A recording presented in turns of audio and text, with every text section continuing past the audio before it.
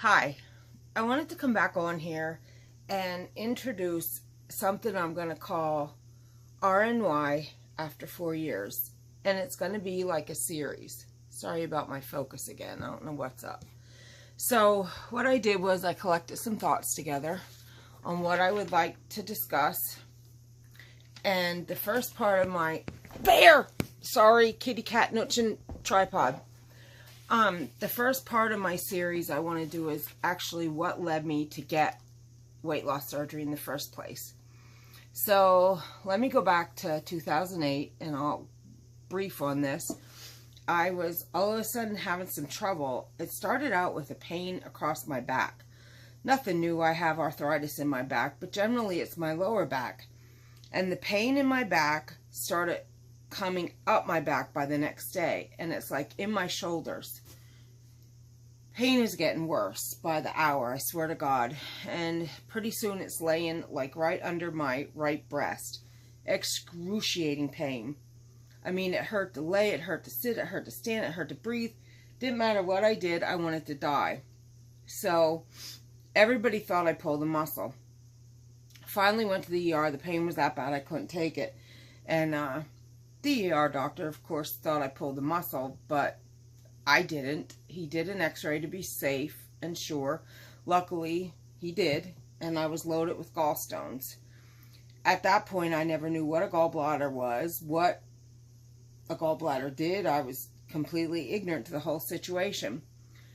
Turned out, within 3 days after being told by that doctor I could schedule surgery anytime, because I wanted to wait. My mom had just had a heart attack and was in a hospital about an hour up the road. And we didn't know what was going to happen with my mom. Luckily, all these years later, she's still here. She just turned 88, and I'm beyond grateful my mom's still here. But that's neither here nor there. The fact was, he told me I could wait. I could schedule the surgery whenever I wanted, but I did need to get them gallstones removed, that my gallbladder was completely loaded. 2 days later, I was admitted into a hospital because the gallstones were that bad. I apparently had infection that within 24 hours would have killed me. I got cut from under my breast down to my side, and they had a... Oh, I lie. Hold on. First, they had to put a drain tube in for 7 weeks to drain all the infection out of me. And even after 7 weeks of a drain tube, I need it cut open. He did everything he could, but he had to cut me open. Well, I had 13 staples and a visiting nurse. I couldn't leave my house or anything for a long time. That layup for 1.5 years started to put weight on me. Now, I want to tell you, I was always chubby in school and stuff, but never... One time in my first marriage, I got pretty big, but I was miserable. I didn't care anymore. Plus, I was taking antidepressants, and we all know what they can do to you. So... Anyway, I gained a lot of weight in that 1.5 years, and then I went on Zyprexa sometime after that. And the Zyprexa, every month I went back to the doctor, I gained another 25, 30 pounds to the tune where I was up 75 pounds. Now, at this stage of the game, I'm well over 250, okay? So, I knew I was heavy, I knew I was getting heavier, I knew I needed to lose weight, knew I was miserable, and as the years progressed, now this started in 2008, next thing I have high blood pressure, then I have type 2 diabetes, then I have edema, my legs are swelling like this, within standing 5 minutes, my feet and ankles were swollen that bad, there'd be a divot in my flip-flops if I was wearing flip-flops, or my shoes were that tight it felt like my feet were going to bust out over. Everything just crept up. Now, I want to tell you all, my highest weight ever was 298 pounds. I'm 5'3". I just cannot even fathom what it's like for those over 300 pounds. It has to be beyond hell, because I know what I went through. I couldn't walk, and you know, a lot of people like to make fun of those that use mobility scooters. My back was so bad, I couldn't even stand for 5 minutes, let alone walk an aisle in the store. And I did have to use a mobility scooter in Walmart if I would go, which was very rare. I was pretty much recluse. I stayed in my home. I didn't leave. But there were times and things that my husband just didn't. I had to go sometimes. I just had to. And it was humiliating. And again, I want you to remember, I never even hit 300 pounds. So maybe I want to interject in here. When you want to judge people on a scooter or on a walker or whatever the case may be, you don't know what battle they're battling, and you don't know the pain they feel. I mean, if you figure I'm under 300 and I'm in a scooter because I'm in excruciating pain, standing 5 minutes, my back felt like it was breaking in half, and my legs and ankles were swollen like this. What do you think somebody weighing 400 or 500 pounds feels? Honestly, it has to be hell. So my PCP kept begging me, will you at least look into weight loss surgery? I'm like, no, I'm not gonna, you hear horror stories, you do. But one day, it was my wedding day, I felt so beautiful until those wedding pictures came back. And oh my Lord, when I looked at them wedding pictures, I wanted to scream. First thing I did was look at my husband and say, thanks a lot. Why didn't you tell me how hideous I looked? I was not mad at him, but I was like, why wouldn't you tell me what I looked like? I looked atrocious. And I still wasn't ready for weight loss surgery. And again, my health was just declining. I was headed for my second blood pressure med. I was borderline insulin for my type 2 diabetes. I was a mess. I was taking 17 meds. I was back and forth with pain clinics and physical therapy and this and that for my back. I mean, I was just worthless. I couldn't do anything. I would sweep like, I don't know, a 4-foot section and I'd be crying in pain. I'd stand at my sink doing 2 or 3 dishes, less than 5 minutes, and I'm doubled over the sink, bawling my eyes out. I'd be getting a shower and my back had hurt that bad. The pain, it felt like someone was taking knives and stabbing me. It was painful to get a shower. And then, of course, my ankles and feet would swell up so bad. I was a mess. I was just a living, loving mess. Finally, I hit rock bottom where I sat here and I said, God, you got to help me. You got to, I'm dying. I'm not going to live much longer like this.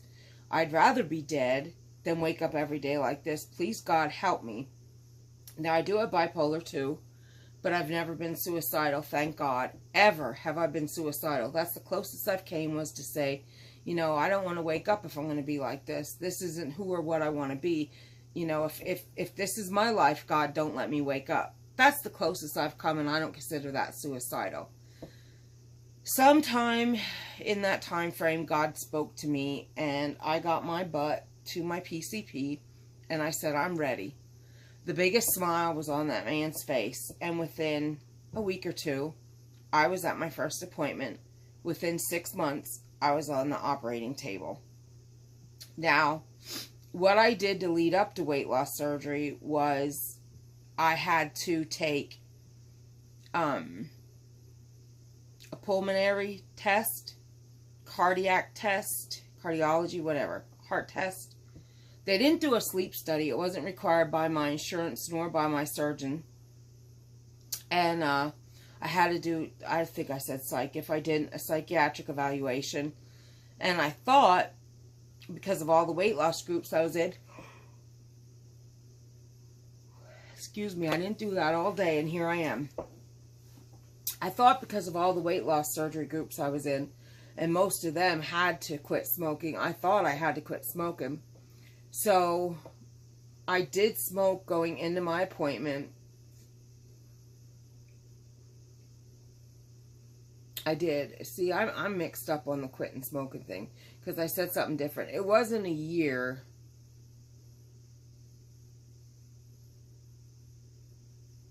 It wasn't a year, because I went to my first surgery consult in May of 2014. I smoked that day because Steven asked if I smoked, and I said, yeah, and he said, I did kind of smell it. And I'm like, well, why would you ask me? And he said, well, because I have to ask. And that was in May, and October 21st was my surgery. So I quit smoking. That had to be April because I quit smoking in April. Okay, I quit smoking April of 2014. And I had surgery October 2014. That's correct. Because I know I smoked going into that surgery. Sorry, I got sidetracked there. But the point is, I quit smoking. I was never told by them to quit. I figured I had to quit because of everybody in the weight loss groups saying, you know, you have to quit smoking. And that was really not hard to do at all. And my in-laws, they said, wow, you know, we knew at that point you could do it, because they were worried about me getting this weight loss surgery, that I wouldn't succeed. I wouldn't do what I should have done. I would fail myself. I would fail the surgery, so on and so forth. When I quit smoking, because I was quite a heavy smoker, they knew I was serious. So, excuse me again. So that's one thing I did. I just checking my notes to make sure I didn't miss anything before that. But at the time I went to that first appointment, I was at the lowest point in my life. And I was diagnosed with depression in the late 90s and bipolar mid-2000s. So it took me gaining all that weight and all that pain and all those health issues for me to really hit rock bottom. And again, I felt like I was dying. I had to change my life, or I wouldn't have had a life. And I was really worthless. I wasn't cooking, cleaning, doing dishes, nothing. I mean, everything in my house went to hell in a handbag. I just was not capable. My husband worked full time. Then he came home and had the burden of the house and everything in it. And it was taking a toll on everything in this house. My family didn't see me. I mean, I've always been a homebody, but it got worse because I didn't want no one to see me. Oh, I'm so sorry. I didn't want anyone to see me in that condition. So I just, I stayed home as much as I could. So when I finally got that surgery, I'm going to tell you, it was weird. I woke up and I felt no back pain. Now, I'd gone through this back issue bad, that I was going to different physical therapists, pain management specialists, all kinds of stuff on one med after another, excruciating pain. Day out of surgery, and I have no back pain. And I remember my friend Nick saying, there's no way that cured your back like that. I said, well, something happened. Well, that surgery was October 21st, like I said, and December 5th or 6th. I'm in the hospital in the ER getting admitted, and the very next morning I'm having emergency lithotripsy. Never had any problems with kidney stones. Here I was loaded with thousands. All that time, the back pain was caused by the kidney stones I didn't know I had. It was so weird. So here's another reason that bypass saved my life. And there's another. I have another after this. The bypass saved my life because of my weight and the condition I was in. And then finding those gallstones, or excuse me, those kidney stones, I mean, I was just loaded with them. And I had to have a stent put in. I was in really, really, really bad shape. That's another story in itself, but I'm still on pills, and knock on wood, I haven't had kidney stones since, but I'll probably be on pills to avoid the kidney stones for the rest of my life, which is fine by me, because I never want to go through that hell again. Ever. That was horrible. I won't wish that on my worst enemy. And it wasn't so much the lithotripsy, it was the stent afterward. That stent stayed in a month, and oh my God. I never in my life, even being cut from breast to side, and even when I had my paniculectomy and cut from one side to the other side and a big smile in the middle, I've never had pain like that. It was horrible. And it wasn't the pain, it was the discomfort. It was just, ugh, it was awful. And then it was weird because a couple months after that, my liver levels kept being funny. Whenever I go back to my bariatric surgeon, he's like, you know, this is not right. And I said, well, you know, I had a fatty liver forever. And he said, well, that's okay. He said, I just don't like these liver levels. So he sent me for an ultrasound, and it didn't show anything. And then he sent me for the CAT scan, and it showed my bile duct was clogged with a residual gallstone. Lucky they found that, because that could have clogged up my bile duct and caused me some serious issues. That surgery was so intense. It was a double assisted ARCP. My bariatric surgeon had to go in and get the path for the other surgeon to go in and remove the stone blockage. I was just crazy. So I was like 3 major surgeries in 5 months that had my butt laid up. But that wasn't complications of gastric bypass. That gastric bypass caused those to be brought into light, so I wouldn't have even worse complications down the road. I thank God every day. I mean, gastric bypass saved my life in 1,000 ways. And here I am 4 years out, almost. October it'll be. And I have 0 regrets. I would do it again in a New York minute to get the results that I have gotten. Now, I am on my way to a revision. Last Tuesday, my paperwork was turned in. The Friday before, I had seen my surgeon, and I have a video explaining that. It's actually called Weight Loss Surgery Revision, Be Your Own Advocate. So you could take a look at that. And I'll just synopsis here. The reason is because I never got down to goal weight, and even though I comply with all the rules in that, I never could achieve the goal of 165 to 170. My lowest ever was 184. I was there for a couple days, and then I shot right back up to the 90s, and I was right in between the 90s and the 203s, 206s, and now I've been like, the last week and a half, I'm anywhere between 194 and 198. Yesterday I was 195, today I'm 198. Lord knows what I'll be tomorrow. It's just, I cannot get down, and I was doing keto, and I still do keto. I still eat the keto way. And anybody that knows that most days I intermittent fast, anyone who does keto and stuff, when you intermittent fast and only introduce 3 carbs at most into your diet in a day, you should be burning and losing more weight. And that's not, it's just not happening for me. So a revision is in my future, very near. I'm just waiting on the insurance to approve or deny, and then they're going to schedule me. So that's great. Now, I want to end this with, if there's any questions you have that I can answer, whether it be pre-op, post-op, things like that. I mean, like I said, this is one in a series. I have them all laid out. This is just one. I'm going to do a whole series of, it's going to be called RNY After 4 Years. It's going to be my series. And this is going to be video 1, what led me to weight loss surgery, so on and so forth. I don't know how many there's going to be. I'm not going to do one, what led me to revision, because I just briefed on it here. And again, I have the weight loss surgery revision video already up that I posted a week ago. But any questions you have, I do want to do a sit down with my husband and I have been working on questions, but like especially the spouses of those pre-op, post-op, there got to be questions y'all have, and maybe some were answered, maybe some weren't. I mean, Chucky and I have been through it, and now we're going to go through the revision part of it all. So there's probably pretty many questions we can answer. Now, I will do this if I can. Hopefully I don't make a goober of myself getting up here, because I don't know how much it's going to show. But I'll just kind of show you my figure standing up here, so you can see what I actually look like body-wise. Let me just move. Oh, my cat knocked stuff off my desk again. Okay.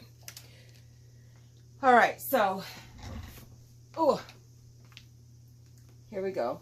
This is what I look like at 195. I did have a paniculectomy. Here's I still have somewhat of a gut, but, and my arms are like, they're not bad. But yeah, this is me after 105-pound weight loss. My pants are a size medium, Victoria's Secret. I live in Victoria's Secret. You will learn that about me. And my top is a size medium, Old Navy. And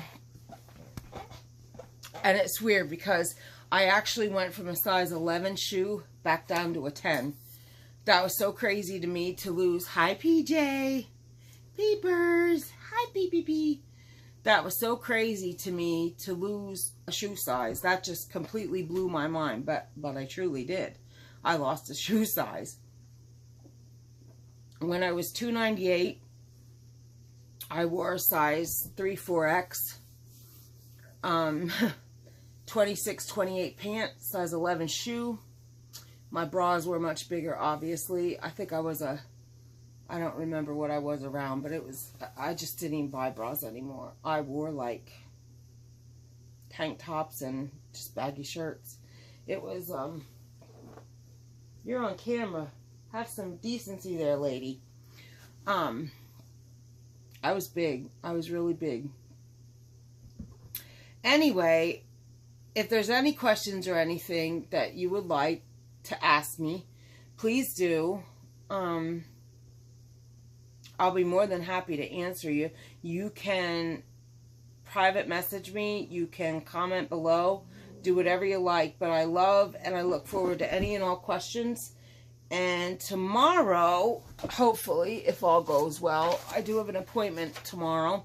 But tomorrow, I plan on my number 2 in my series is going to be staples I still use daily. As in drink, food, supplements, things like that. Things that from day 1 to 4 years out almost, I still have as go-tos. And some tips and tricks that I have for on the go, being away from the house all day, whether it's work, like when we go back home to visit or to my parents, either way, it's an 1.5 hour drive.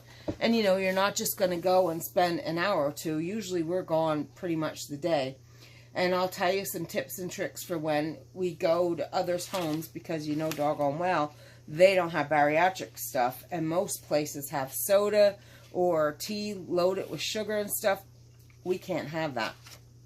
So, stay tuned and please like, subscribe, share, and I'll be back, like I said, hopefully tomorrow with number 2 in my video series, RNY after 4 years. Thanks so much. Talk to y'all soon. Night.